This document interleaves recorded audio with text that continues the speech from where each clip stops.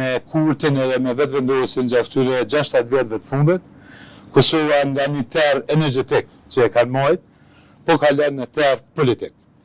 Ajo që e kemi tepër qartë është se mesazhi e simbolika e thëngjillit e çmyrës të Kosovës është se Kosova edhe ma tutje po flan mbi çmyr, po rryma nuk prodhohet këtu dhe dini që edhe një prej pikave kryesore të ofertës 6 pikëshe të aleancës lidhet me termocentralin e ri të Kosovës që duhet bëhet dhe është e qartë që gjatë këtyre vjetëve rreth 1 milion euro janë ble rrymë në Serbi e vende tjera e për kësaj ka përfitu askush tjetër përpas mafjas energjetike.